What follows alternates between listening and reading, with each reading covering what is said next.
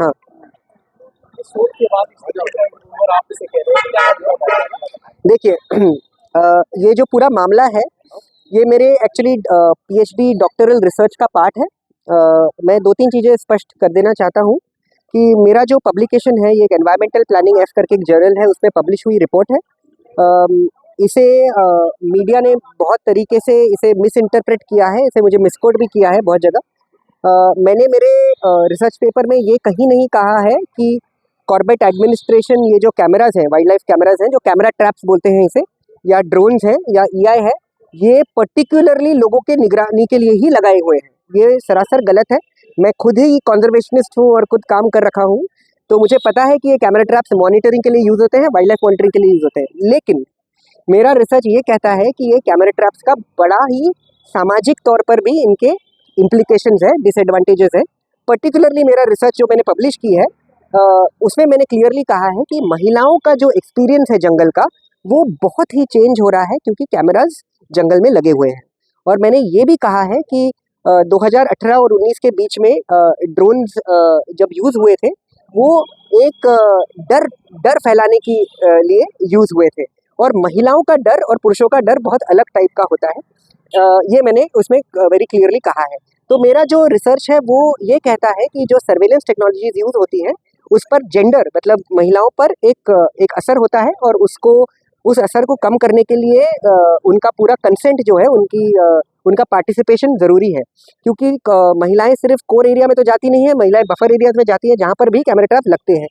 ये भी मेरे संज्ञान में आया है कि लोग कह रहे हैं कि हम तो कैमरा ट्रैपिंग सिर्फ 4 साल में एक बार या 2 साल में एक बार करते हैं।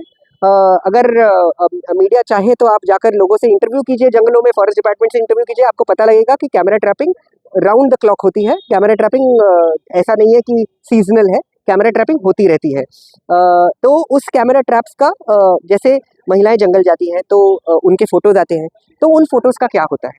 क्या वो फॉरेस्ट डिपार्टमेंट डिलीट कर देता है, या वो कहीं दूसरे रिसर्च इंस्टीट्यूट में जाती है और वहाँ से कुछ प्रोसेस होता है उसका?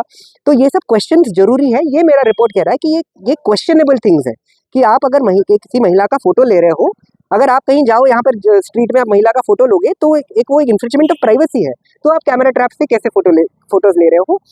तो ये बेसिकली मेरा रिकमेंडेशन है। वीडियो वायरल की बात की गई है। राइट, तो वो जो वीडियो वायरल की बात है, मैं वेरी क्लियरली कह दूँ, वो एक तो कोई वीडियो नहीं है, वो एक फ़ोटो है। और ये मेरे रिसर्च के टाइम पे मुझे पता लगा, 2017 की बात है, ये एक गाँव की बात है। मैं गाँव का नाम नहीं लूँगा बिकॉज़ मुझे प्रोटेक्ट करना है उन रिस्पोंडेंट्स को।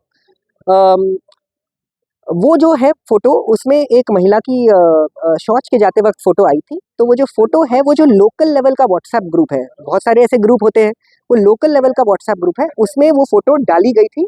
उसमें फॉरेस्ट डिपार्टमेंट के जो निचले स्तर के वॉचर हैं और गार्ड हैं, वो भी इन्वॉल्व थे, और गाँव वाले भी इन्वॉल्व थे।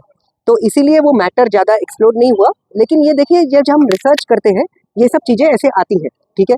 तो ये एक इंसिडेंट था जिसमें, लेकिन इससे एक बहुत बड़ी सीख होती है कि कैमरा ट्रैप्स का इस तरीके से भी इस्तेमाल, मतलब ये तो गवर्नमेंट ने डिसाइड नहीं किया कि हम ये करने वाले हैं, राइट?